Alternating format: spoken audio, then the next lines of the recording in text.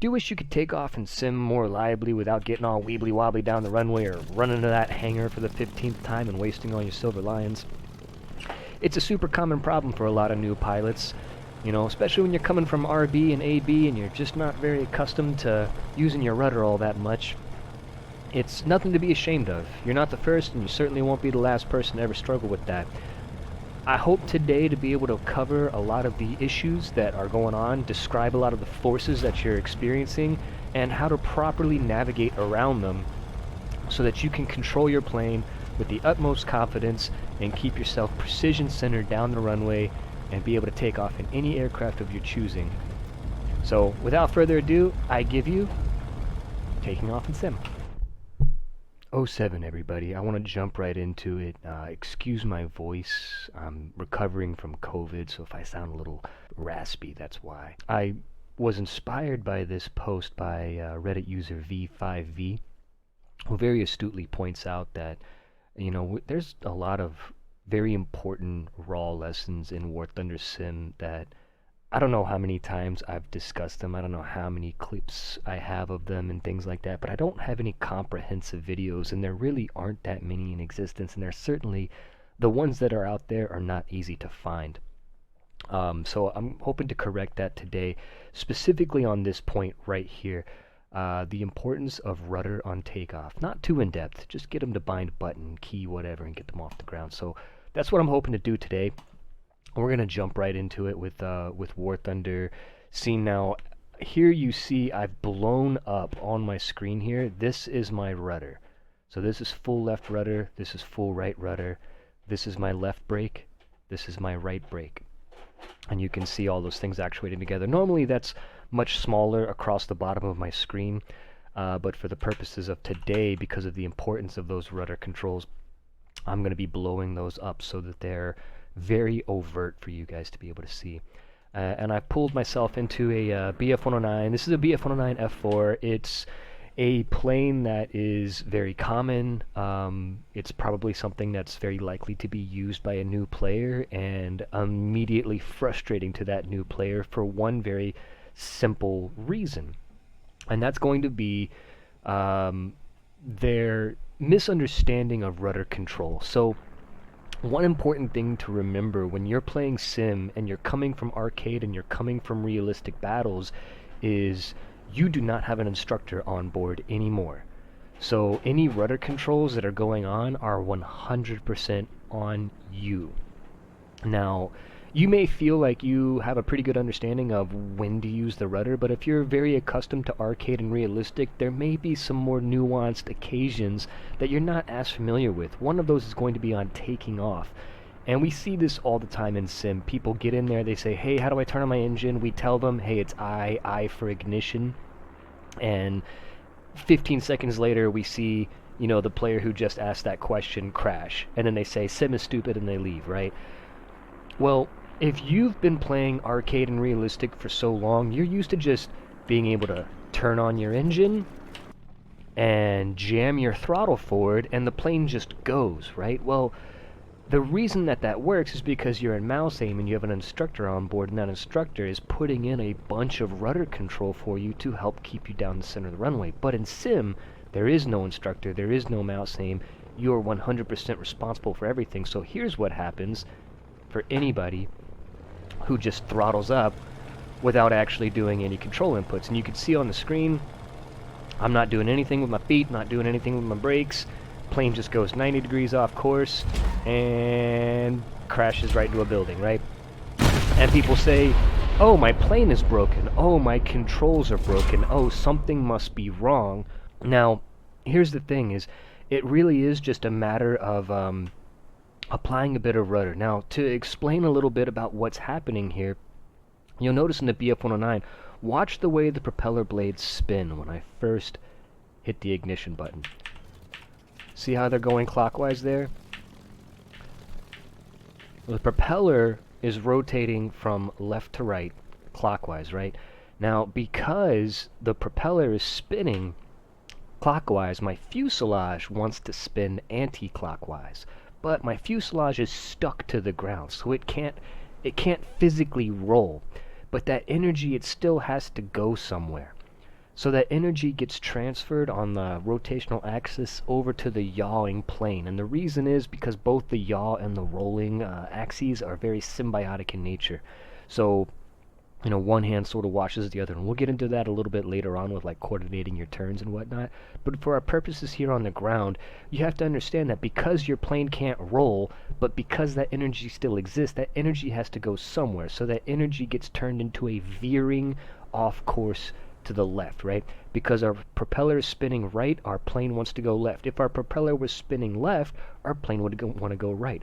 Good examples of that are some of the like low tier yaks and stuff like that. They have an engine that goes a different direction.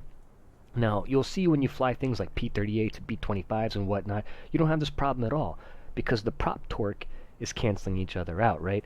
So in those planes, you really can just jam the throttle forward, and as long as both your engines are outputting the same amount of power, you'll just rocket straight down the runway, which is why a lot of people helping new pilots get into sim will say, oh, you should just stick with those planes for a little while until you get the hang of it. But eventually you need to learn how to fly these single engine fighters, and you need to understand how these forces work. Now the key thing to remember with any kind of a tail dragging experience is even when you're sitting on the ground, you are flying the plane. So even while we're here, all control inputs are important, from elevator to aileron all the way to rudder. Rudder probably being the most important, but there's a fourth one that's lesser known, and I want to get into that right now, and that's going to be what's called differential braking.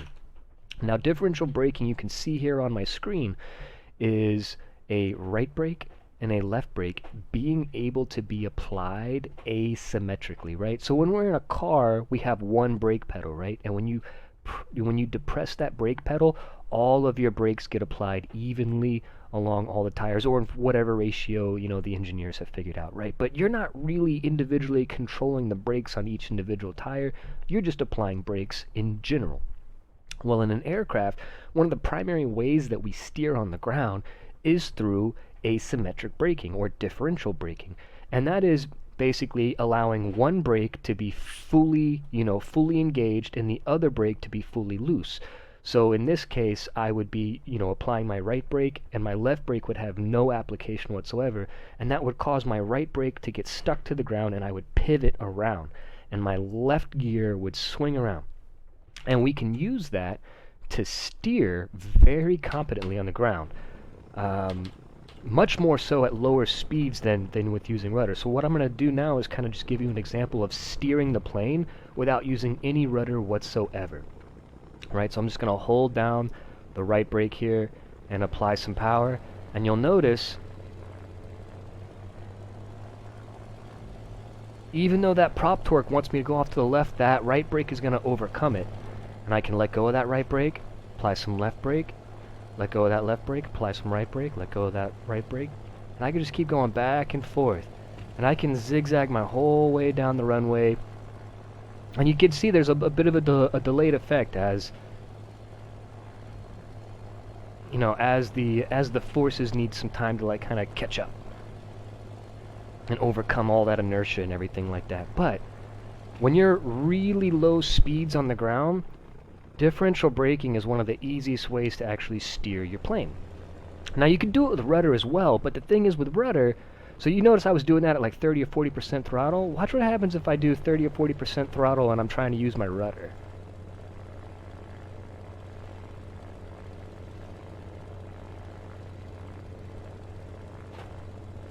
No brakes whatsoever, just rudder, get a lot more lag time, and the plane starts to careen and go into what's called a ground loop. And this is something that we see all brand new pilot. Like if you haven't done this in sim, you haven't played sim yet. You haven't properly experienced sim. If this happens to you, the only thing you can do is just stop, lower your throttle, let everything come to a rest, and start over. Now, differential braking can help you stay outside of that ground loop while also giving you the ability to, supplement the rudder steering. So both forms are useful, right? So you don't want to just do braking and you don't want to just do rudder. You want to do a little bit of both, and that's why I have them both displayed here on the screen. And you can see you know, that I can maintain like pretty good precision here. Like if I want to make a right turn onto this little taxiway, you know, in preparation for that, you can see how active my feet are down below, and how anticipatory I am of all the different swings, and like using the momentum of the plane, using the inertia of the plane. And if I want to make a turn back around, I can do that. I can do that with a lot of confidence and a lot of precision. I can make that spin, and I control that spin and get right back down the taxiway, head right back down towards the runway. So that's kind of some more advanced ground handling. You don't need to worry about all that. You just really need to be worried about staying down the runway, right? You're not going to be steering on taxiways or anything like that, but I did want to demonstrate that just to kind of show you guys how those different steering mechanisms work. But the most important thing is, you know, just being able to keep the plane straight when you throttle up. So we know our plane wants to veer off to the left, and so we know we need some right rudder and some right brake in order to counteract that. So let's get pointed off down the runway here. And what we're going to do is we're going to dial in full right rudder, full right brake, and excuse me, I still got a little bit of a cough. And as we throttle up, the rudder, one thing to keep in mind is the rudder, as we throttle up, the only thing deflecting the rudder is going to be the prop wash. All of the torque coming off of the propeller is going to be what's hitting that rudder and actually deflecting. But as we gain more speed and more airflow just starts to naturally go over the wings, that rudder will have even more power. It'll have even more force as it's deflecting more air. So you don't just want to pin the rudder off to the right, and you don't just want to slam the right brake and call it a day. You need to start with a deflection and then gradually work that deflection out. So as you gain speed, your rudder should be walked out slowly. As you gain speed, that right brake, you know, start to come back on that right brake, start to kind of like feather it a little bit, and then everything starts to center out. And then once you're kind of up to speed, once you get to about 100 knots or so, you should be able to just let go of the rudder and the brake altogether, and the plane should stay pretty much straight. And that's when your tail wheel's off the ground and everything like that. So let's see that in practice right now. So we're going to go full right rudder, full right brake, apply some power, plane starts twisting off to the right. And you can see I'm just sitting here kind of feathering both. Just making little adjustments, and my tail wheel's off the ground. I'm at 100 knots, and I can pretty much let go now, and I'll stay pretty much down the runway. A little bit of flaps, and a little bit of rotate, positive rate of climb, gear up, flaps up. And that's about it. Now let's talk about those differential brakes real quick. A lot of people don't realize that this is a control. Now you only get it in full reel controls. So if you're playing simulator battles, you got to hit full reel controls, and then from there you go to mechanization. Under full reel controls, mechanization, you'll see a left brake and a right brake. Now by default, it's just bound as B for Bravo. Now you can leave it. You can see B is still in here. So B is applying my left brake and my right brake. I left that, and that's fine. Like I can hold B and do both my brakes. But I've also got it set up for my rudder pedal left brake, my rudder pedal right brake, and also you notice Q and E. Now what is Q and E? Q and E are also your rudders. So Q is your left rudder and E is your right rudder. Well, why did I combine those two? And the answer is, with brakes, it's always going to be supplementary. So if you're on the ground and you're applying your right rudder because you want to steer to the right, you may as well also be using your right brake to help you go off to the right. Same thing going off to the left. If you're pressing Q because you want left rudder because you want to go left, you may as well also be activating your left brake to help you go left. Now, if you're in the air, it doesn't matter. You know, if you're pressing Q because you want a little bit of left rudder and you're at 10,000 feet, well, pressing your left brake at 10,000 feet isn't going to get anybody, you know, it's not going to slow you down or anything like that. Now, a lot of people might be wondering, why would I press my brakes while I'm trying to take off. I'm trying to gain speed, right? These planes are so powerful, the runways are so long. We're not doing any short field takeoffs or landings. There's no, 100-foot crane down at the end of the runway or anything like that. You got plenty of power, you got plenty of time.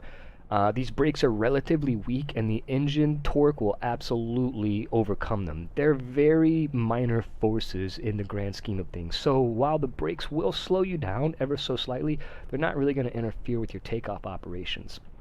They're not going to like make or break the ability for you to take off. So it's not inadvisable to just use your brakes even if you're in a taking off situation, even though that might seem counterintuitive because you are trying to accelerate, and the act of braking does act as a detriment towards your acceleration.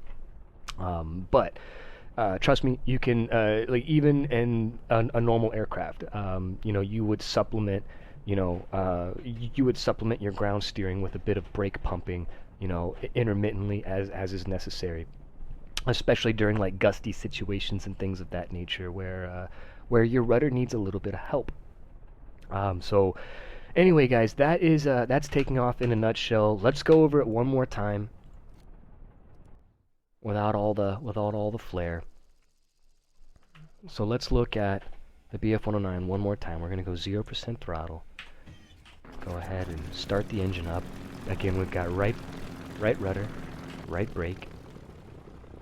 And we're going to smoothly apply some power. As the plane jerks off to the right, we're just going to start feathering that brake, feathering that rudder. Just doing what we can to keep that runway center line. And then you notice the faster I go, the less I'm having to do. That tail wheel comes up, and now I can pretty much go neutral. A little bit of combat flaps, bit of a rotation, positive rate of climb, gear up. So I hope that helps. That is taking off in a nutshell. That's dealing with your rudder in a nutshell. I would say that pretty much everyone who plays arcade and realistic battles, you guys are pretty much 90% of the way there. And one of the biggest challenges that you need to overcome in order to, become accustomed to sim and have a good time in sim is just learning how to use your rudder. When, where, and how much. It's not intuitive, and I'm going to make another video that kind of goes into more of like the airborne uses of it, but for the purposes of today, that is using your rudder on the ground. I hope this helps. I hope this gets you airborne a little bit faster and enjoying the game just a little bit sooner. 07, thanks for watching. Take care of yourselves and each other. Fly safe. Good hunting.